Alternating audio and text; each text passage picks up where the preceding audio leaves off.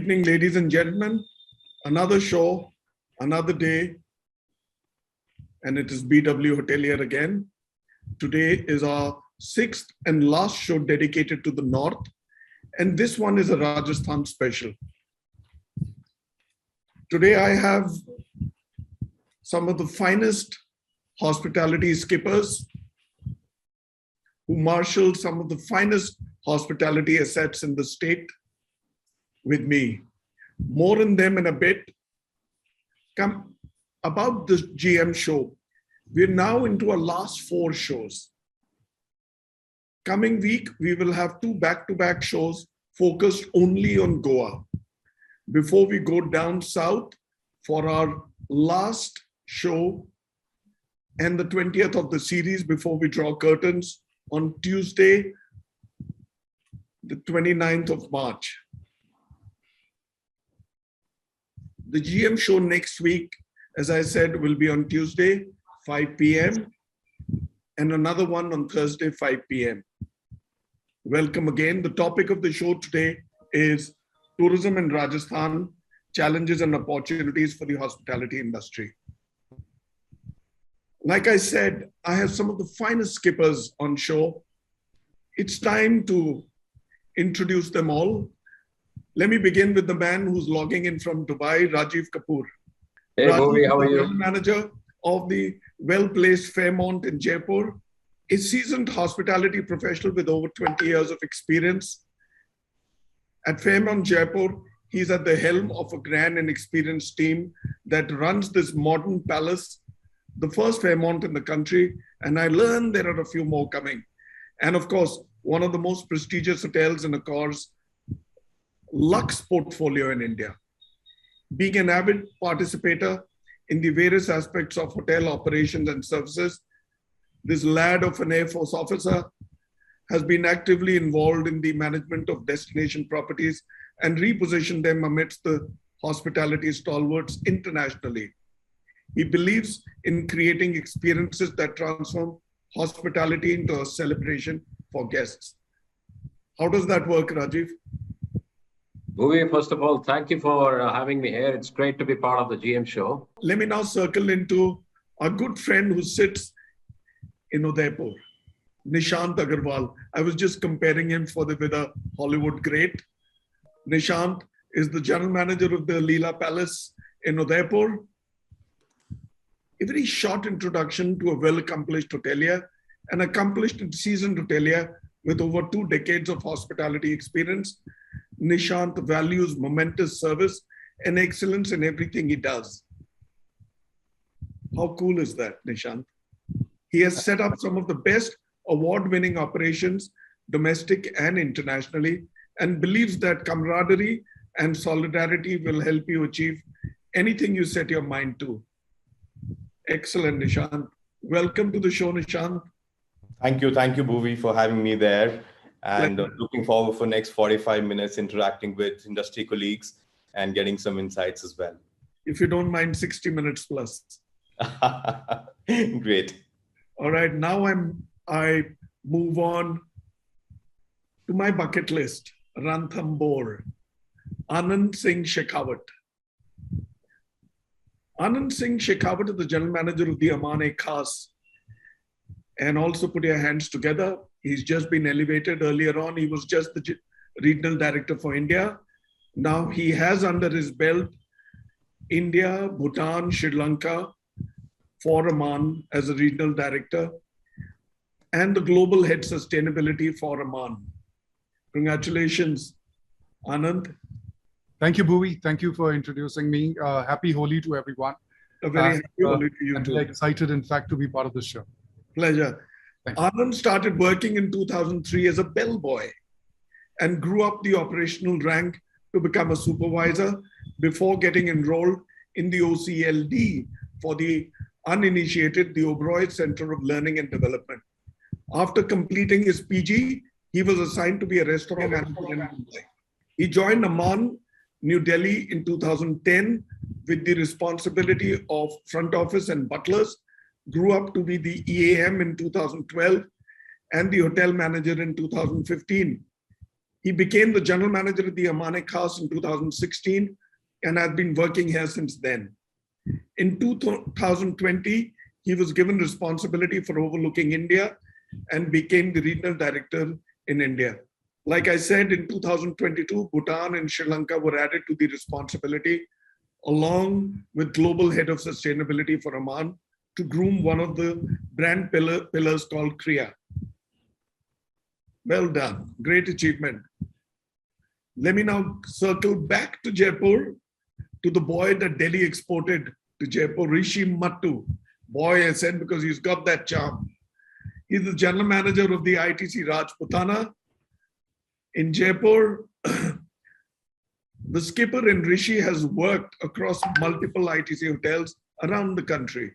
Starting off his career after passing out of the IHM Pusa, New Delhi, he joined Welcome Group Marriott Sheraton as a front office assistant in the year 1999 and always aspired to achieve new heights in his career.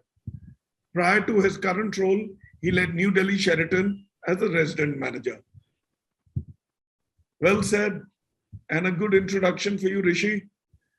Thank you, Bhuvi. Thank you for having me here. And it's a privilege to be a part of such a good platform. And Rajasthan has always been a great state and my first stint here. And it's just been amazing. Thanks to all the friends over here and colleagues, and look forward to the show. I now just veer off slightly from Jaipur and head into Bishangarh to this man who drives a truly heritage asset, Saji Joseph. Saji is the general manager of the Alila fort in Bishangarh. Hello, Saji. Hi, Bhuvi. Good to be here on the show with all of you. Pleasure, Saji. Saji's interest in hospitality began since childhood. Having passed out of IHM Goa, he's worked with some prominent chefs during his college days. Saji brings with him over 25 years of experience with leading hospitality brands, out of which the last 15 years was in senior leadership roles as the general manager with some iconic assets like the Leela, the Taj Group, Radisson Plaza by Carlson, Alila Hotels and Resorts, and Starwood. His expertise in change management and restructuring hotel business models and bringing all the stakeholders together to the success story. I now move into this gentleman with light eyes, Rahul Meni. Rahul is the general manager of the Jaipur Marriott Hotel. Hello, Rahul. Hello, Bhuvanesh. Thank you very much for the invitation. I'm very happy to be part of it. Pleasure is ours, Rahul. In a career that spans over 21 years, Rahul has proved his impeccable performance across all the properties he's been associated with and has thus become a name to reckon with in the hospitality sector. Rahul has successfully spearheaded great teams and achieved significant milestones in his career. His credentials also include the launch of 2 brand new properties as the pre-opening general manager of the Renaissance Lucknow Hotel, the Jaisalmer Marriott Resort and Spa in 2015 and 2016 respectively. He's also served as the general manager for the Westin Kolkata in 2018. Excellent. I shall take a quick break. I'm learning the tricks of the trade. Here is a small commercial break.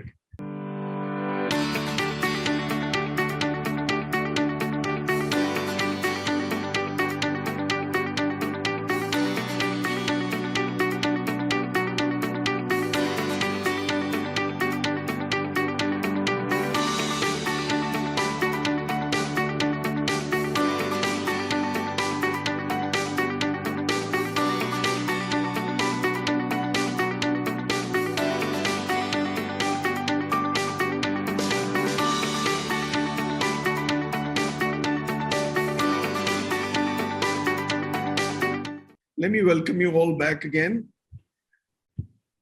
Tourism in Rajasthan challenges and opportunities for the hospitality industry. There are very few parallels, like I said, to the Rajasthan story that offers an entire package of what if one was to compare to any location globally. So authentic, so ethnic, full of charm and earthly splendor. not just a Westerner's paradise. Most Indians have yet to discover and experience Rajasthan and its amazing hospitality. Rajasthan is where the jet-set VVIPs, celebrities, and the fashionistas head for their getaways, or for their in the palace Indian wedding. I wouldn't want to name the celebrities, but there are so many and more lined up. Some can afford it, some can't. The charm of the erstwhile royalties, their lineage, their palaces, their opulence, and their assets have hardly any parallels. Think Rajputs, think Maharanas, think warriors, and the tales of valor and history that come along. Experiencing it all firsthand, the desert setting, camels, sand dunes, colors, spiritual tourism, or perhaps simplicity. It's a mix of it all. Rajasthan is where you ought to be. You've got Pushkar, you've got everything there. Rajasthan is as good as an opportunity as any opportunity can become. That old world charm, so infectious, so unique. Having said so much about Rajasthan and all you skippers who drive your vessels here, let us dive into the session straight away with my good friend in Udaipur, Nishant. Nishant, permit me to begin. Rajasthan's story is not new, just that it has to be told well and present its case in its true splendor. You don't have to sell it, it will sell. You just have to tell the story. Is that a right assessment, Nishant? What is your experience and what are your views? Well, thank you, Bhuvi, and good evening, everyone. I think, to me, the most important question is that do we sell it enough? Does it sell enough on its own? Right? Are we exploiting every aspect of Rajasthan to the fullest? I think that's a bigger question for me, right? I mean, we all know, as you've mentioned in your introduction, that as a destination, it's a key attraction. It's loved by tourists all over the world for its heritage, for its deep-rooted culture. And I think in my experience, the kind of experiences and excursions that the state has to offer will never cease to grab your attention. You know, be it art, monuments, events, history, I mean, name a thing, spirituality, gems and jewelry, and above all, food. I mean, this list can go on and on. And I think the niche audience of Rajasthan has been the inbound. Of course, it's taken a backseat in the last couple of years due to COVID. But I think revival and pandemic is almost behind us. And I like to believe that it's behind us now. This segment is going to grow larger and larger. And I think ever before, like domestic was hitting Rajasthan last year, like never before, I think inbound will also revive that way like never before. You know, and I think Rajasthan continues to offer things like Jaipur Festival and Pushkar Mela and the Gharanas offer the kind of music for the music lovers. I think it's a destination to be. So while the state sells on its own, but I think the whole ecosystem needs to be developed where each city is connected, where the hassle of moving from one city to the other city is not as difficult as it currently offers, right? So I think a better conducive ecosystem is required. And I'll give you an example of a place which is in my backdrop, which is called Kumbhalgarh. You know, very few people know that Kumbhalgarh has the largest wall, only second to Great Wall of China. Have we exploited that enough? Do we have sufficient wide roads for tourists from all over the world to take it to Kumbhalgarh for what it holds? And I think it's an amazing offering to the world that we are hiding ourselves in our backyards. So I think Rajasthan has an enriched history. It will sell, but I think if you put all our effort together, be it the government of India, government of Maharashtra, government of Rajasthan, beg your pardon. We know the incredible India story in God's own country in Kerala. I think that kind of a campaign will help us even develop these smaller destinations and make it conducive for the larger brands to come up, right? There is not even a single hotel that you can name at the back of your hand to say it's a decent hotel in Kumbhalgarh. Another destination that I'll talk about is Javai. I think Javai can be a second Ranthambhore. The sighting of a leopard is inevitable. You will get the sighting, but it doesn't have proper roads to reach there. It doesn't have decent hotels. This whole place needs to develop. And if we keep on waiting for it to develop organically, I think it'll take us ages. I think we need to move ahead in leaps and bounds. So it'll sell the way it was selling, but I think we can leapfrog and move ahead much better than just waiting for it to grow organically. Excellent. So there's a story to tell. Absolutely. And a huge one. And every part of Rajasthan offers not one story, but multiple stories. All right. Now, you say Kumbhalgarh has a wall, which is only second to the one in China. Absolutely. So you tell the story, it'll sell. True. All right. वो जैसे हिंदी में बोलते हैं ना, जो दिखता है वो बिकता है. Right. And दिखाना जरूरी है सर. दिखाना जरूरी. दिखा नहीं रहे हैं. हाँ जी. So I will now circle into Rishi, to Rahul. Rahul, while hotels of all genres mark their presence across major locations, the opportunity is so huge for both spread and penetration. Spread is about reaching all major locations, and within them, penetration is about being present across classifications, from luxury down to budget and economy. What then is holding back brands catering to all segments of clients and hotel classifications? Bhuvi, yes, it's a great question. And to take it on from what Nishant mentioned, I think I would like to share a little bit about my experience in terms of opening a hotel in Jaisalmer. So Jaisalmer also is a very offbeat destination. And I think the major drawback was probably the ease of reaching to that city. A person had to come to Delhi, to Jaipur, and then travel to Jaisalmer. But in the year 2016 is when we opened the hotel, and what a wonderful city. It's called the Golden City in Rajasthan.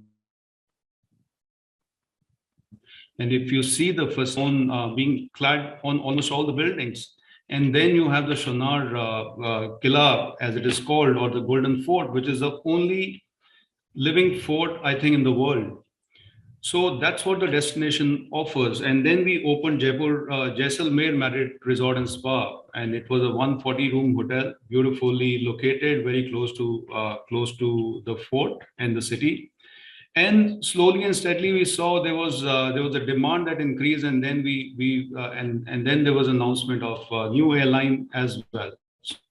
So the destination got connected directly to Delhi and Jaipur, and that started bringing in a lot of business because there was ease to reach the destination. Similar example, I would also talk about my present hotel, which is Jaipur Marriott Hotel. When we opened the hotel, it seemed like doing such a large format hotel, 374 keys in Jaipur, would that be wise to do? But over the years, we have seen the hotel has ramped up really, really well, and we have surpassed the 75% occupancy mark in due course, and the city is only growing. We are only seeing more hotels coming up in the vicinity. So yes, there is with infrastructure development, things get better. The demand also sees a surge, and yes, it really helps to develop the destination, be it the case of Jaisalmer or Jaipur hotel. Within the hotel, within the city also, if you see, there are different micro markets which are coming up, and I would like to talk about Jaipur as a destination. We have seen the success story of Cookers as a micro market within Jaipur, and what fabulous hotels that we have there, and the large format weddings and events at a luxury scale that are being hosted in those hotels. So that becomes one of the micro market. Then we have airport and the airport cluster hotels. That is another, which caters to different clients, different set of price points, and also caters to different set of guests.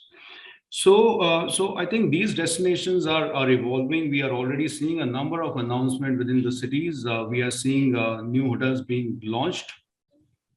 One area that I foresee probably can also help grow these destinations with multiple brands. For example, there are smaller cities, and we have seen there is a lot of potential for destination wedding. So the format generally is for about 150 rooms. A residential wedding is good, keeping in mind the right balance of the banquet space or the venues and the room inventory. I think, and one of the factors that probably the hotels can keep in mind when planning these hotels in these destinations.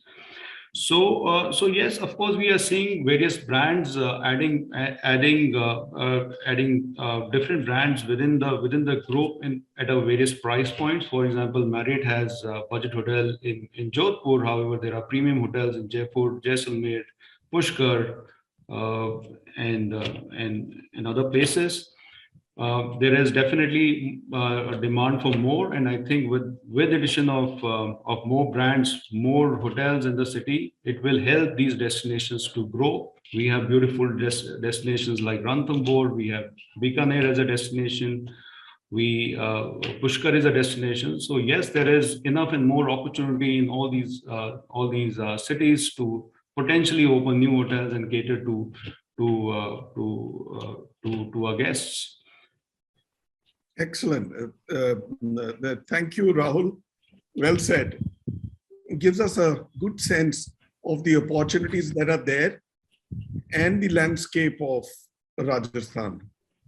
I'll now get back to you, Rishi. We just spoke earlier today also. The good news is that not just top domestic and international brands are making hay.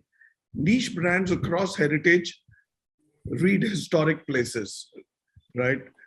Those monuments, those forts, those palaces, all those locations are not only a very strong presence, they have a very loyal clientele and command solid premium on rates which are top drawer. Their experience can't be matched as they know the game best.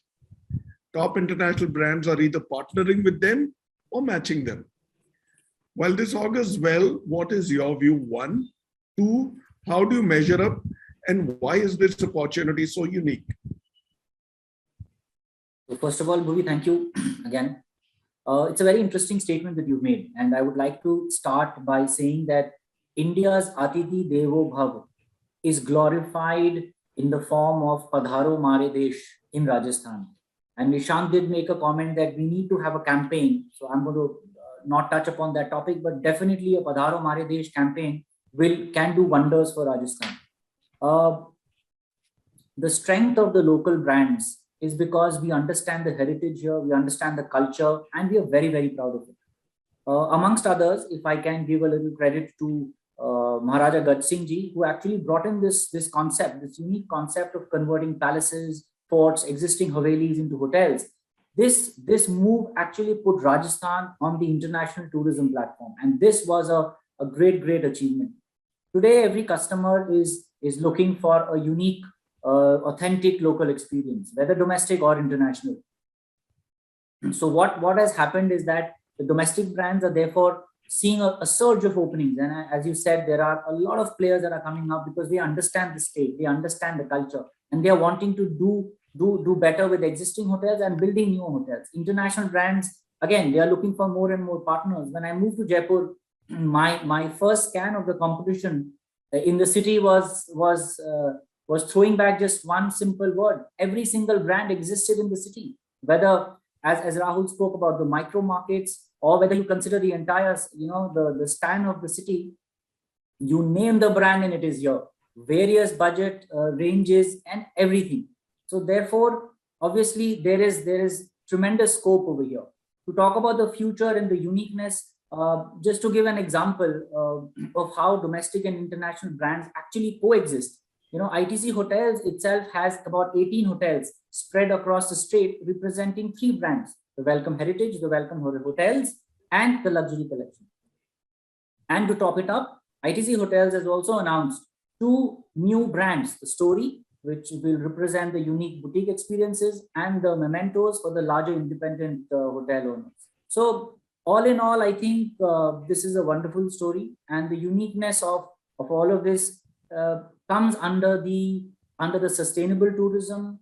A lot of local architecture is used, a lot of local cuisine. We imbibe the local customs, the local themes, and for the guests, these experiences are what really matter. From welcome to departure, every experience is actually around these local concepts. There's a lot of color, there's culture, there's music, everything that can be thought about is there in Rajasthan. And that is what makes it unique. That is what is asking all the international brands to be present over here, which is what is the greatness of the state.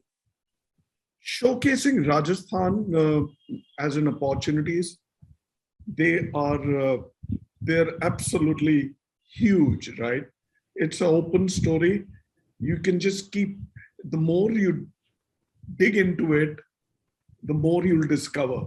You know, like you said, colors, food, the culture, some of the nicest and simplest people.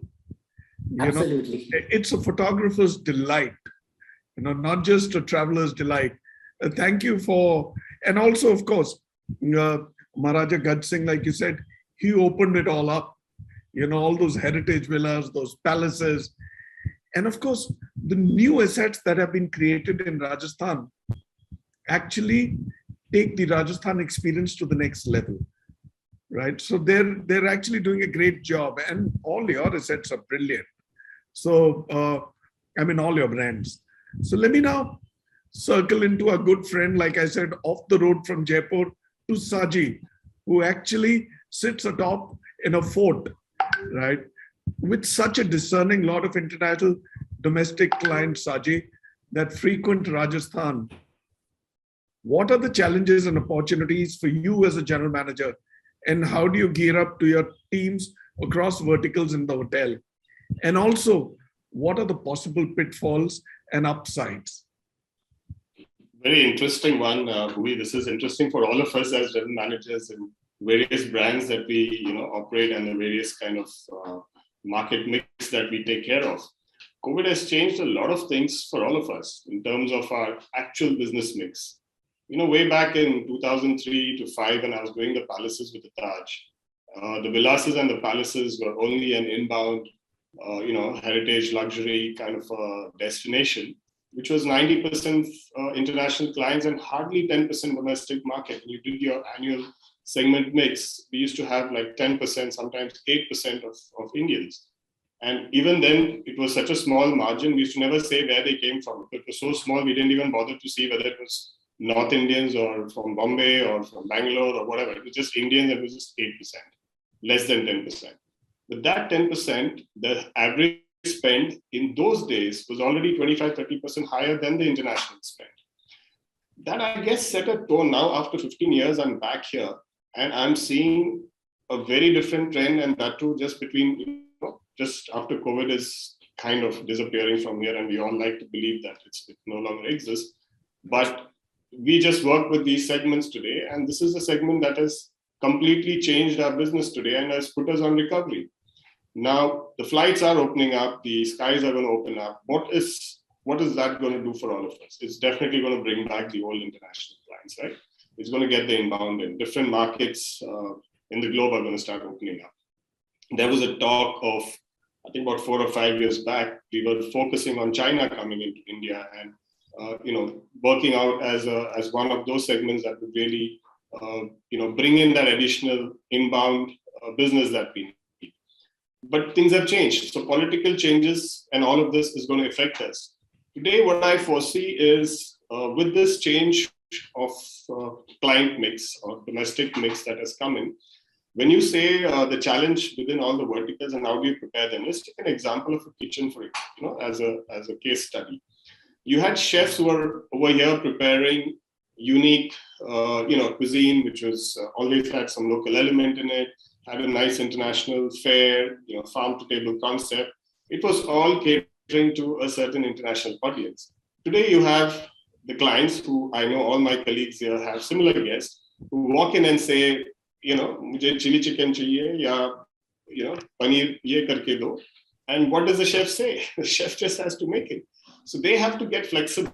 They have to understand that, the clients are changing. Finally, we are all here for our guests, right? We don't discriminate and say, Atithya Deva Bhava is only for inbound. It's not for our domestic guests. So, we are all, the good side of it is that if domestic has given us this recovery, inbound is going to make it better. You're going to have a good mix of segments. So you're talking about more pies coming onto your plate. So if your plate only had 2 different varieties of pies and, coming in from a few destinations like Delhi, NCR, probably Bombay, probably Bangalore, and a few other cities like Cal, and Jaipur being a wedding destination has seen so many people coming in from different parts of the country wanting to do a destination wedding, and one of the best in the country in terms of largest numbers that come in for a destination wedding. So all of that, if is going to just add and add and add to the pie. So inventory is going to grow. New brands are going to come in. Hyatt, which is Alila is a part of Hyatt today, has got a Hyatt Regency opening up and a Hyatt Place opening up in Jaipur in the next few months. So we are catering to 2 different segments over there. Within the brand, we're catering to two different segments. So the pie is just going to keep increasing. So that's a plus side. The challenging side is what all of us speak about. We are not used to dealing with such guests sometimes. We are not used to dealing with such situations sometimes. And a lot of that is probably because of the psychological changes that not only we have had, but even the guests have had. They're used to traveling, and many of them are cooped up for a year and a half. They haven't seen an airport. People have been traveling regularly every month, has not taken a flight. They're all going through withdrawal symptoms. So there's a sense of what they come to a property or a destination, what they want to do. And when they come here, and if there are small things which kind of just gets them going, like they just feel that, the 24 hours or 48 hours that they have with you is not being well spent after 1 year of them sitting at home. That's a challenge. And if we don't understand our guests and we don't understand their requirements, and if we don't train our team in every vertical, whether it's the front office, whether it's food and beverage, whether it's the kitchen, if we don't keep preparing them as general managers, as leaders, this challenge is going to be there to stay. And tomorrow, when we have the international guest also along with our Indian guest, you might find down the line team deviating back to the old days, which was 2 decades back. You always had this complaint from an Indian guest. It was a complex complaint. You're looking after the foreigners, you're not looking after us. It's going to come back. And these are all psychological issues, and we need to go deep down, dwell into it, and make sure that as a team, we are really prepared, and we train our team to be prepared for such an eventuality as well. So, one of the ways of coming out of this is getting them to multitask, getting them to be multi-skilled, to cater to this mixed diaspora. You can't just have a chef who knows only to do this, or another chef who knows only to do this. They have to get flexible. The team has to get flexible. They have to start getting in more skills. And we need to be agile. So I guess these are the few ways of, as a leader, we can, train our team to get agile and quickly change your way of thinking. Like today you're doing a wedding, and tomorrow a conference is going to check. So a wedding client's requirement is completely different from a corporate that's going to walk in to do a conference. Your team has to be, it has to be a turnaround. Things that never happened before. We worked in hotels, we worked in silos. You worked in a palace, you only dealt with X kind of client. You work in a Grand Hyatt kind of a property, which is all conferencing and large numbers and convention. You only dealt with that. You have to essentially think on your feet and completely. Right. So, and a good leader leads the way, and his team picks it up from him. Well said, Saji. So Rajasthan is actually far more demanding because it presents a strong case for not just itself, but also for the country. I'll now go back to my good friend who sits where most of us would want to be. Another matter, we can't afford a night stay, right? Ranthambhore and the khas, Anand Shekhawat. Anand, I have a long one for you, right? But be mindful that I have a long question for you, but your time limit remains the same, right? Tell us some of the unique out of hotel opportunities that can offer to up the guest's experience, feel, expectation, and how do you stitch them with partners without it being too much or too less? That's one. The other one, which I can come back, is also about POW, not prisoners of war. We're talking about the iconic Palace on Wheels, that incredible world best train by the Indian Railways. It's been there for all the years that I can remember.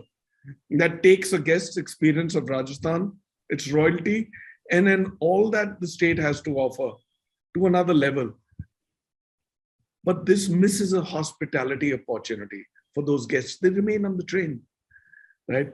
Can something be done to do a win-win situation for hotels? So if you forget the question, ask me again. I would be happy to read it since it's a long. Thank you. Thank you, Bhuvi. Thank you. I'll try and cover it up. Rajasthan, I think Rajasthan was one of the first states where hospitality really picked up. And it was basically experiences which drew the entire world. So in comparison, we had Egypt, and then it was India, where we had our desert, in fact, and the history, 5,000 years of being ruled by Maharajas and colors and culture. And I think that is what attracted a lot of travelers. Our history also brought in the international brands. Our people were pretty accustomed to Atithi Devo Bhava. They accepted people coming in, and that was what also helped. So say, for example, Aman came to India, and the only two properties what we have is in Rajasthan, because it has those pure experiences to offer, just not in the hotel. So either you create a little cocoon where you stitch everything in it and still can claim $1,000 a night, or you incorporate communities which are around, or you incorporate history which is around. So whether it's hill forts of Rajasthan, or maybe a little NGO, in fact, which is working on towards uplifting kids. People need purpose to travel. And I think Rajasthan has a perfect cocktail mix of all of it, which can offer culture, it can offer history, it can offer these unique opportunities to dive into the lives of people, in fact, who live in different parts of the state. I also wanted to highlight the fact that we have to be very careful when we do that. We should not be stepping on it or ruining it to the fact that we start affecting communities and cultures and start offending local beliefs. And that what happens is also amends the course of the local behavior, which is people. And eventually we might lose the entire sheen. So say, for example, Ranthambhore was fantastic when you had a limited number of vehicles going in, or it had few people, and unfortunately it had less tigers.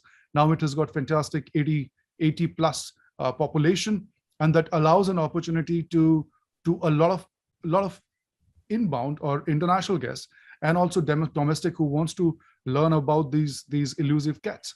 But what also happens is that it creates a rush, a mad rush, where we lose that sense of wilderness, and some destinations groom themselves in need to fill the rooms, groom themselves as wedding destinations. So I know business is important, and it definitely provides employment, but it somehow we have to have a perfect balance of culture and business. So there has to be a like how it should be typically done, in fact. And I think the government can play a very important role in doing it. Coming to prisoner of war, yes. Palace on Wheels.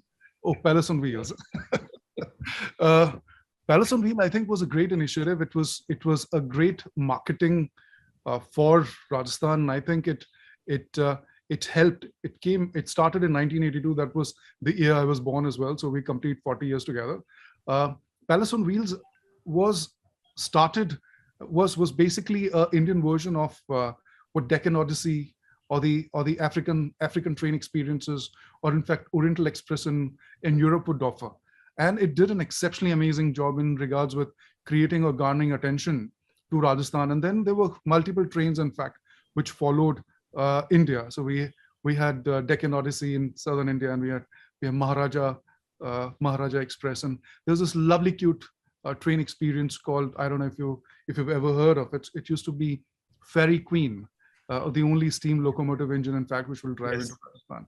So these were fantastic PR initiative. And I think how they can help hospitality in general is that it started offering, it became a complete solution. So you book 14 nights, you only travel through, and there were so many unique hotels and experiences which you would generally miss sleeping on a coach or dining on a railway track. So I assume the government can make it slightly elaborate and offer experiences, can divide it. So maybe 2 nights stay and have continuous journey, in fact, and more of a fun and dining during the day, where so it becomes a journey rather than an itinerary.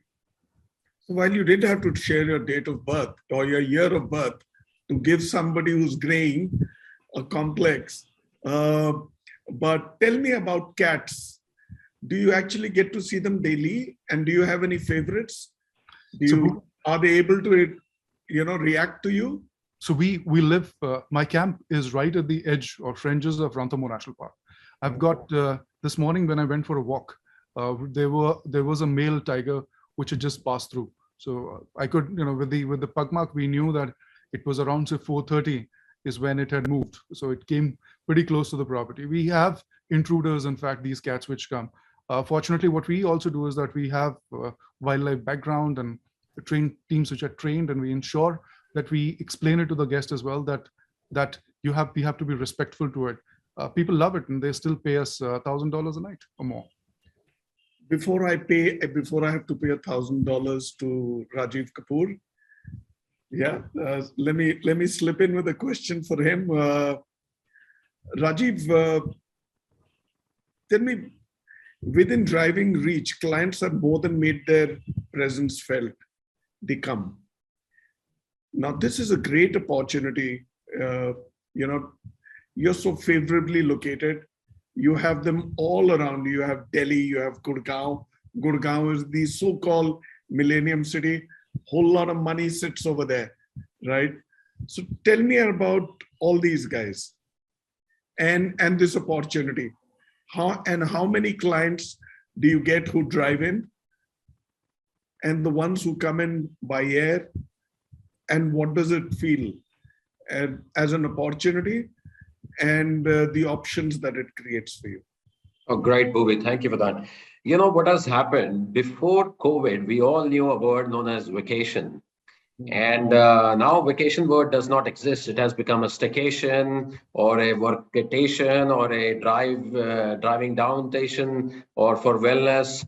And you know what has happened with the last 2 years? People were not ready to fly in an aeroplane because they have to share aeroplane with other guests. They were not taking trains because, again, there is a fear. You have a family, you have elder ones, you have young ones in your family, and you want to travel, and you've been locked in for 1 or 2 years in your room or apartment, whatever. And people wanted to get out. And the best way to do is, and I remember, during the COVID days, we all have washed so many vegetables, even they were landed on our doorsteps, right? We were so feared to touch anything. So the best way to find your comfort zone was your own car, right? Put the luggage in, put the kids and family in, and drive down to staycations or to places. And Rajasthan, geographically, what a wonderful location, right? 6 states around, or cities. You got Gujarat on one side, you got MP down below it, Delhi, Gurgaon, as you said, Punjab, Haryana, everything around. And I'm telling you, the place where we are located, Fairmont, is on the Delhi-Jaipur highway. And we are 35 minutes away from Jaipur. We are within the city. We are next to the Amir Fort. There's all, Kukas has become a hub, like we discussed here. 3.5 hours, you are in Gurgaon. 4.5 hours, you're in Delhi. As Accor, we have strategically, and the Golden Triangle have been there for long, right? Anybody inbound used to go to Delhi, Gurgaon, Delhi, Jaipur, Agra. So that part, nobody can take it away. Anybody who will come to India will still do that on traveling on roads through cars or through buses or Volvos or whatever that might be. And like we all discussed, Jaipur has so much to offer, right? Bikaner, Jodhpur, Udaipur, Pushkar, and that's a whole trail of driving down. So there is a lot of opportunities. And I can tell you, people have gone in last 2 years used to traveling. I have so many colleagues, friends from Delhi, Gurgaon, every other places. Every now and then they get opportunity. Let's go out for a weekend, and they're driving down to different places in Rajasthan or hills or different places. So there is a lot of opportunities. For my hotel, I can tell you at the Fairmont, everyday basis, we have between 50 to 60 arrivals if there is not a weddings. And most of 70% of these guests are coming for occasion, anniversaries, birthdays, couples are coming in. They want to go to a spa. So we have also created a lot of experiences within the hotel and resort and outside, exertions, hikings, yoga sessions, spa therapies, all wellness point around for them. And every hotel in Rajasthan, like we discussed, the culture, the food, the music. And another beautiful story about Rajasthan is the four seasons. I can say, right? Rains are so beautiful; they're magical. Winters are amazing. Temperature goes to up to 1 or 2 degrees, right? You go to a desert in the day, do a safari, come in the evening, and it's so cold. It's brilliant. So there are a lot of opportunities also. We just heard from our transport minister a few days ago. There is a new road being made from Delhi, going till Mumbai, passing through Rajasthan, where they want to cut down the distance between Delhi to Jaipur from, let's say, 4.5 hours to less than 2.5, 3 hours. So I think so. There is more to come. There is a lot of opportunity. You go to New Zealand, you take a caravan, right, and you go all around. So I think so in that tourism aspect, Rajasthan, there is plentiful to be done. More opportunities are coming our way. So yeah, if stories are to be told, each one of you is telling a great story. Leela, Udaipur has a story to tell. Fairmont has a story. Rajputana has a story. Marriott has a story. And of course, Bishangarh does and Ranthambhore does. We are all storytellers. And if telling story can make you some money on the side, why not? But responsibly. So without compromising on sustainability aspects of our planet, yes, why not? Great job. Let us be honest, pricing can be a great or perfect attraction to pull in guests across not just seasons, but also the off seasons. When is price just right? When is it high to put away guests? You won't want to lose any guest, any opportunity. And how do aggregators, these OTA platforms, play their role for your benefit while making it possible for a hesitant guest to sign up a holiday? Oh, well, I feel I've worked in other markets as well, but I think Rajasthan is very dynamic market when it comes to pricing, where there is each segment has something to offer at different price points. And season and off-season pricing also plays a very important role to get your right audience. I think seasonal pricing, and we all know it's pricing is a function of demand. And while we'll speak about demand, I'll speak about demand. I think what this COVID in last 2 years has taught us, I think it's taught us pricing more than ever before. How with evolving condition of COVID, we had to tweak our pricing. And I have never done that kind of a pricing changes that we had to do in last 2 years, and it reaped us great results. There was a huge amount of learning as well. And typically, seasonal pricing in this market is about 40, 50, or even 60% higher than the off-season pricing. And travelers, when they're booking, how much to book, where to book, how much a vacation would cost them, I think it's very important for each customer to know. and are they getting the right value for the kind of hotel they are choosing to stay. So I think my expectation pricing would be to create that demand. So with whatever the demand is, I think we are pretty much, with the kind of value we offer as properties, are doing a great job. But can we make Rajasthan a 12-month destination like Goa now? Goa wasn't a 12-month destination a few years back. Now it has become a 12-month destination. And there are enough and more in Rajasthan, may not be entire Rajasthan, but few pockets definitely, which can become one destination or the other within Rajasthan for 1 month or the other. Right? Monsoons are great, and Rajiv was speaking about monsoons in Rajasthan. Typically, even in Udaipur, I think it's stunning when Udaipur is stunning during monsoons. Yeah. Two or three months in Rajasthan are beautiful during monsoons, and I'm talking about Udaipur, and I'm sure there are many more cities like that, and other months for other places. When it comes to OTAs, we as brands, we've been successful, but to only a considerable amount as far as getting the traffic to our websites.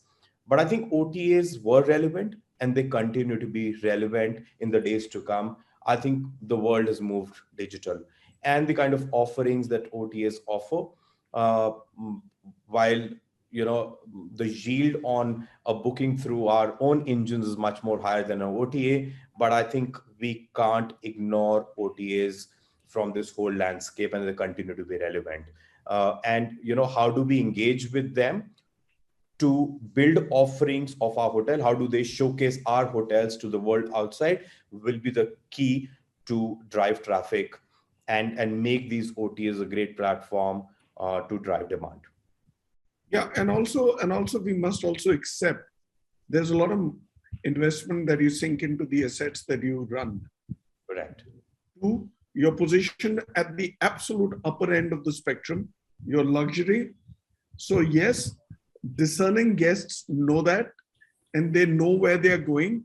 Otherwise, they can go to another resort which matches their price expectations. That's right. But having said that, is there a case that the OTAs actually pull down the price, or can you hold them back?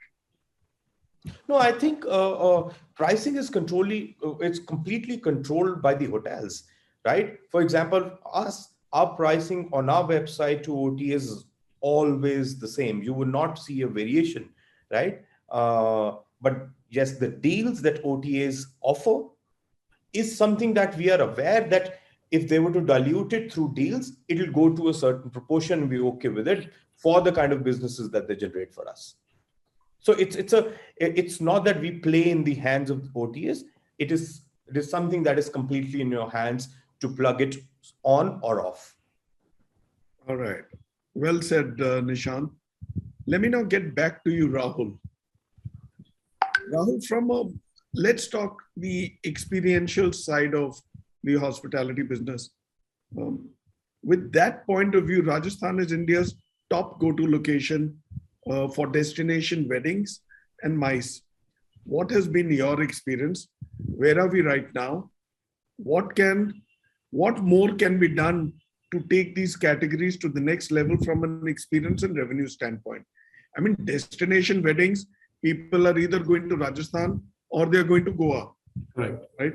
So you have that sitting advantage already. Right. What more? How do we make the best of it? Sure. So it's a great question. I would like to talk about, you asked me about my experience. I was fortunate to work in 3 cities in Rajasthan. So I worked in Taj Lake Palace, and I previously mentioned I worked in Jaisalmer as an opening GM for Jaisalmer Resort and Spa, and now in Marriott Jaipur. So while Lake Palace was completely FIT driven, and I think that justifies the stand of keeping that hotel, which has a lot of heritage value, as an FIT hotel, offering a different kind of experience overall. Coming to Jaipur Marriott, I think predominantly we've seen a lot of MICE and weddings getting booked. In fact, the hotel is capable to do multiple weddings at the same time because of the large banquet spaces that we have and the number of rooms that we have in the hotel. So Rajasthan has been growing and has made a strong impact on segments like celebrity weddings hosted by grand palaces and resorts. There's been large format medical conferences, corporate events, OTT film shoots, and big format events like IPL and sports segment.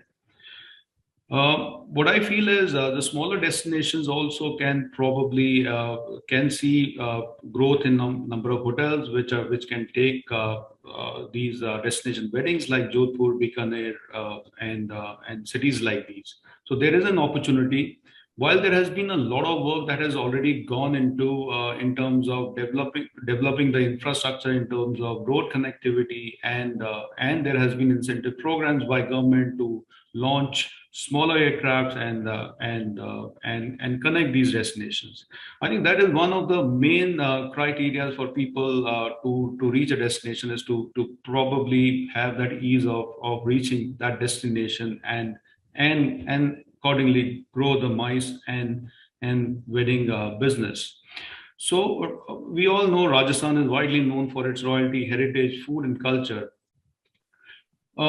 So elevating the wedding experience in MICE events at a larger scale and under one roof in key destination is something that I would say is a success formula, that you can do rooms and you can also provide fabulous venues within the hotel to actually curate the entire event within the hotel and not look for spaces. Probably if you can do that, that's great, but I think giving that ease to do it within the hotel could be one of the success formulas that I really feel.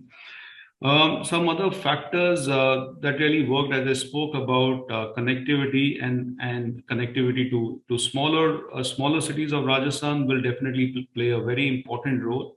We also see a lot of inbound business which has been impacted, yes, for the past 2 years has been coming otherwise to Jaipur. But I think the area of opportunity there is to have maybe international connectivity as well, rather than connecting it from other cities and then kind of involving travel in between. Could also ease out to develop various cities. Other very important and culturally very strong point, and some of our speakers already mentioned, it's hub for music. We can develop and grow a lot of cultural activities within the state. There can be we can cultivate various IPs and campaigns, local folk festivals like we do. Jodhpur Sufi Festival is one such example, or Jaisalmer Desert Festival is one such example. Maybe Gangor Festival in Udaipur is another such. Which Rahul, I'll hold you back because that is my next question. Yes, please. Right, yes. I'm going to move with that to Rishi. Sure. So Rishi, if I was the tourism head of a state, I would want assurance, right? I would want business to be more predictable, right?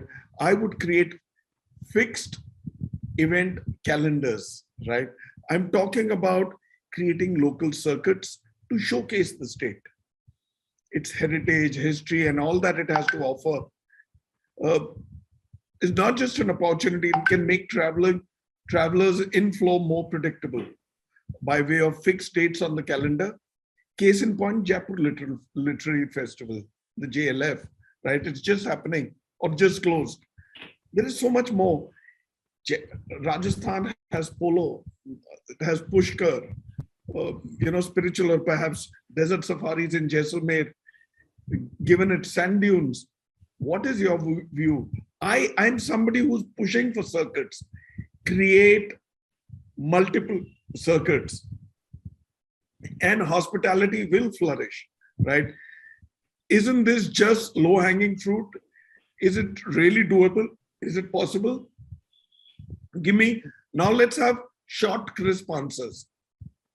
Short, crisp is what you get. You've actually named a lot. Rahul is named a lot.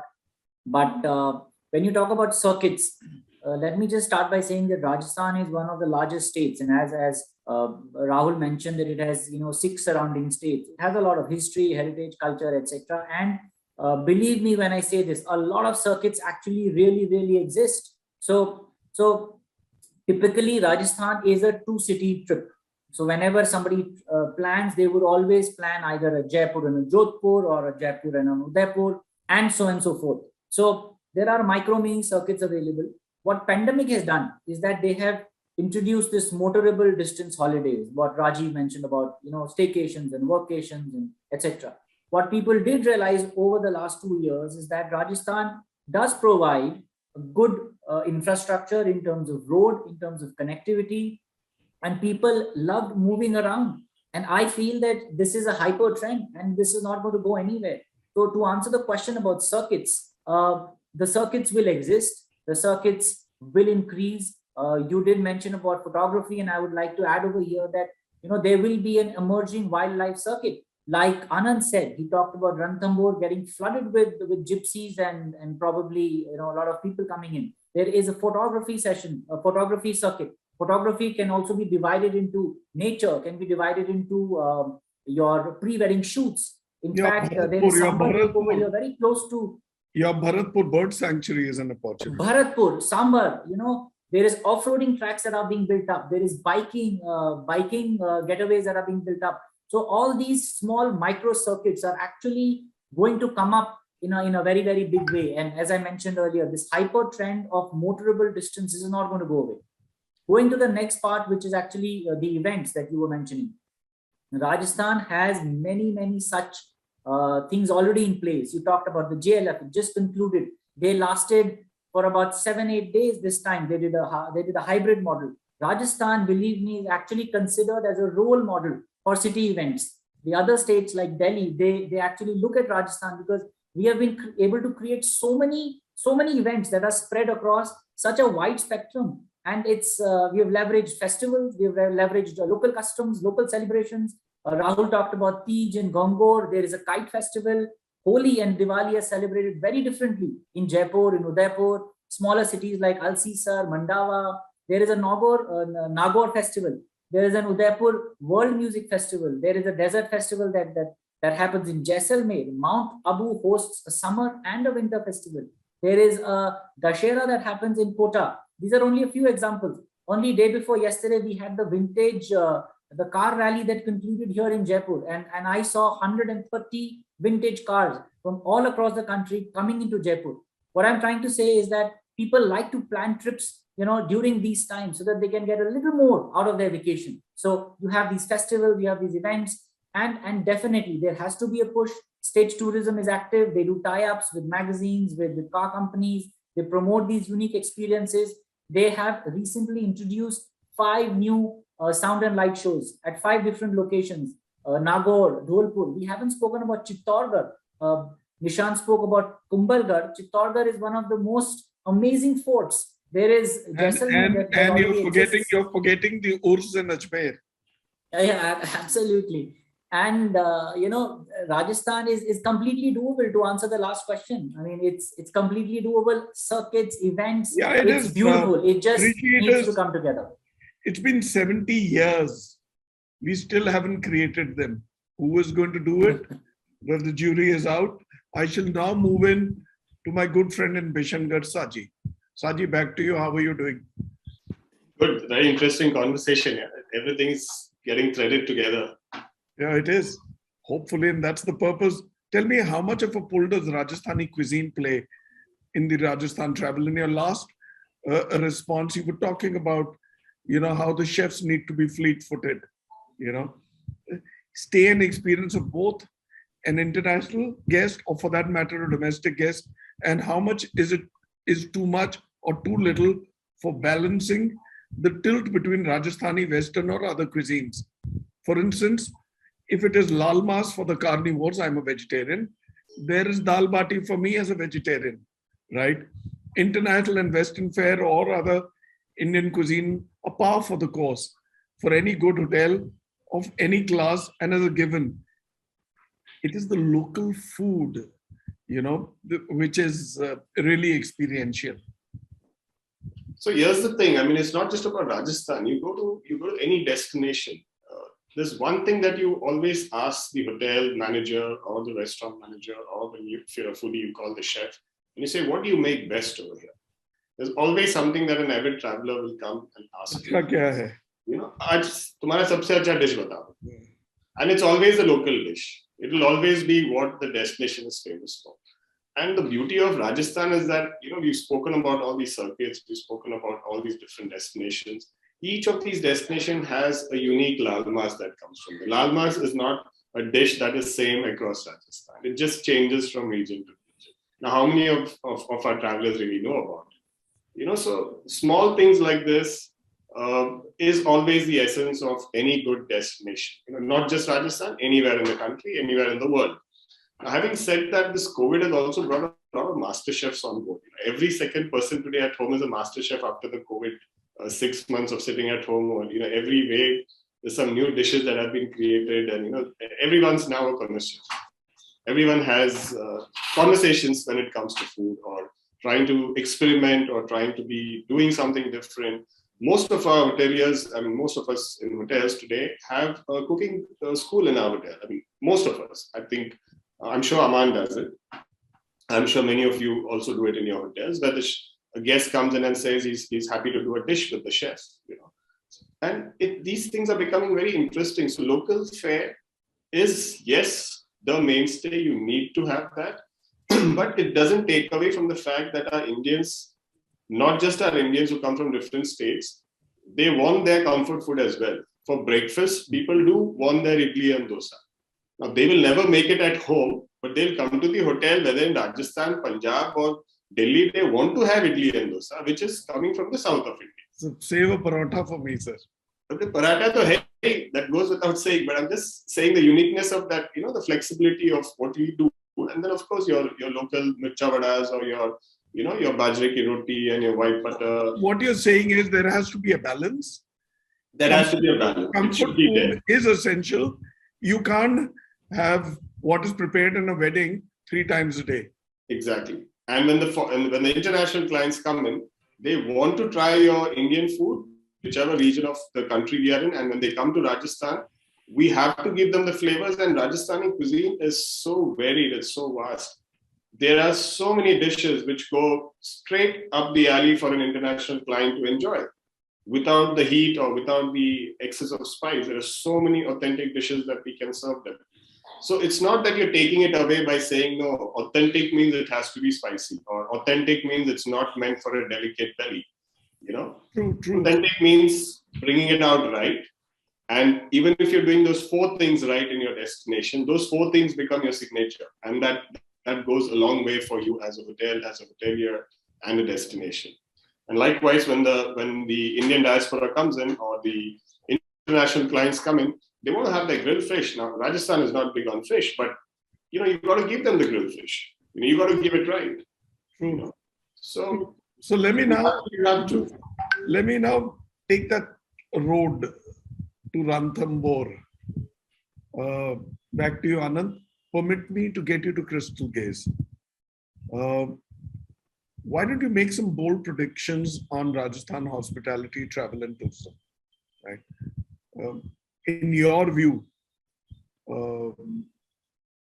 and perhaps to all of us to agree on the final list, what are the top 5 Rajasthan hospitality, travel, and tourism locations right now? 1.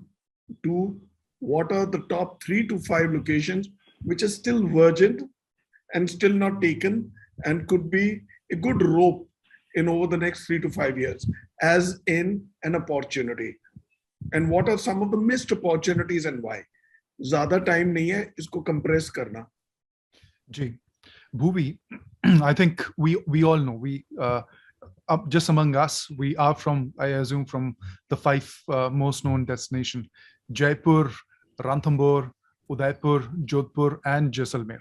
These are 5 hot destinations, and they've done exceptionally well in past and during pandemic. In regards with 3 to 5 virgin destinations, I think Shekhawat holds enormous potentials with its frescoes and paintings and Havelis, or the rich heritage what it has left. Chambal, which is the only perennial river which flows through Rajasthan and is considered to be the cleanest river of the country, holds enormous potential. I've been on few cruises and I've loved that terrain and the culture or people in fact who are around, and I think holds potential to have a uber luxury experience created around it. Bundi is another fantastic destination and has not been, and even in fact Kota for that matter, which is around, is another an exceptional, amazing destination with its history.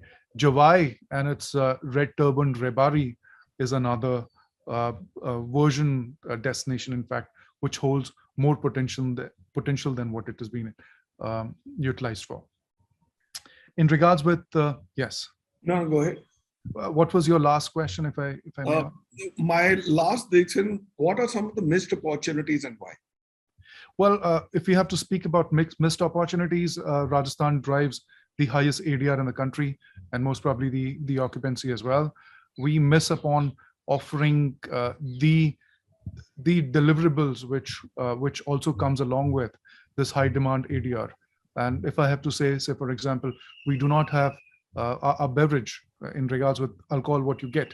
We fail to get the best of the lot which comes to India in regards with price point and offerings. And I assume some taxes also plays an important role in that. Another is transportation. So for example, if you have to call for a charter, it costs so much that people opt out of few destinations, in fact. So I think better airline transportation or smaller charter planes. Well, you spoke about Chambal and all the other locations which are not tapped yet. Quickly, are you aware of brands or developers who are looking at those locations? Oh yes, it's ongoing. If you look at Chambal, you've got there are few, in fact, fantastic operators, in fact, which have been exploring opportunities around River Chambal. Chambal is 30 kilometers from Ranthambhore as well. It's on the other side of Ranthambhore, and so is Bharatpur. So it's not that Chambal is somewhere where Dakus only live.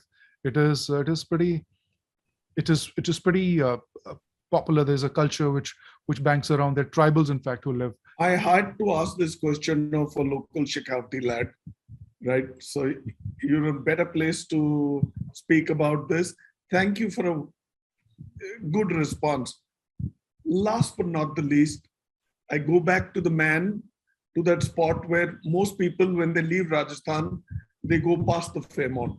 Rajiv, you, modern state-of-the-art, latest hotels in Rajasthan like yours, right? And soon another one coming behind you, right? You may want to speak about it. This setting, or may I say historic heritage assets, converted into hotels or modern hotels built mimicking the historic heritage.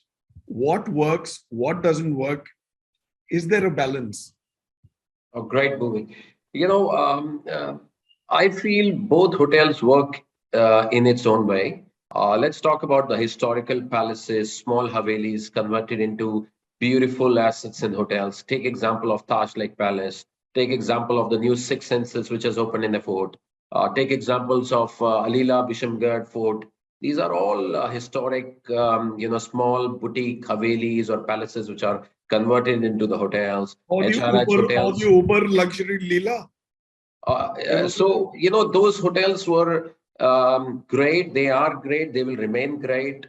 Primarily for FIT hotels for travelers.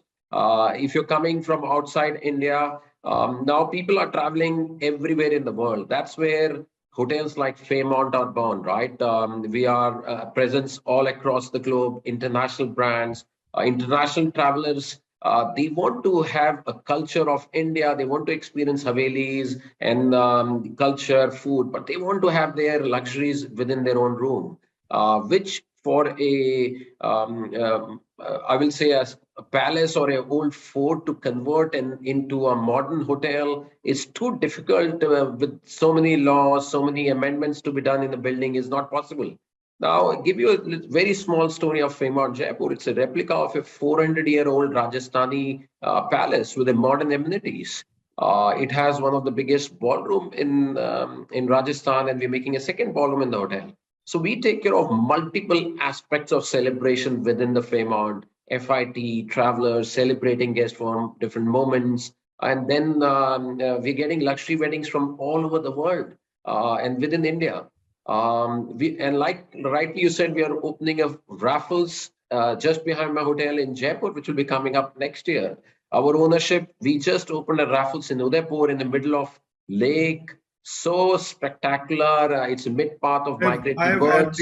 I've had the privilege of being there, staying there and reviewing the asset. So it's a beautiful modern hotel with culture of palace, services of a world-class accor and raffles butler program and the whole itinerary to all our guests. So I say both hotels are a win. The old palaces will remain. Taj Lake Palace will be Taj Lake Palace all the time in the world, right? But the new Raffles, which is again 360 degrees lake all around, is a beautiful facility to go. So I will say customers will visit both the hotels. There are different segments of guests both hotels are looking at, totally different segments. Once inbound comes in, you will see all the different hotels throughout all these places will be full of customers from around the world. Great. I won't hold you back since you're sitting in Dubai. Thank you for your time. You've come in from there. Raat abhi jawan hai, and Dubai should just be waking up. Absolutely. It's such a pleasure. I'm attending the Accor regional conference here. Yeah. And like I said, India is very hot. I hear from the conference, there is a lot of people waiting to come to India, everybody. And Rajasthan is on top of the charts. I can assure you that. So say our regards to Puneet, Mark, and your entire colleagues over there. Right? I will do that. Have a great evening. Gentlemen, this has been a wonderful session. Not just the session that we've held. Rajasthan is a story to tell to other locations on how to make or create opportunities responsibly. Rajasthan is a story for others to take and create employment opportunities, business opportunities, and make some money, like I always say, by the side. Thank you for telling a story. But there is a story for me also, that I'm coming to all your assets, right? And you're sitting in such beautiful assets, what great teams and what stories to tell. Life is, after all about telling stories, and each one of you told it well.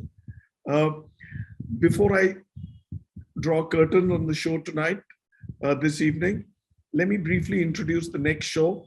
Our next two shows are on Tuesday and Thursday, March 22, March 24, 5 p.m. And both of them are back-to-back Goa specials.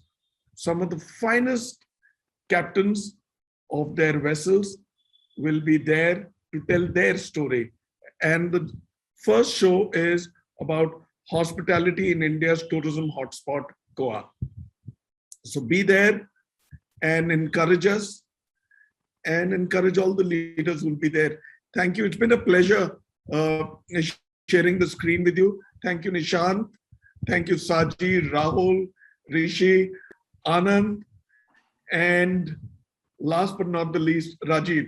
Your questions were the last in the first session and the second one.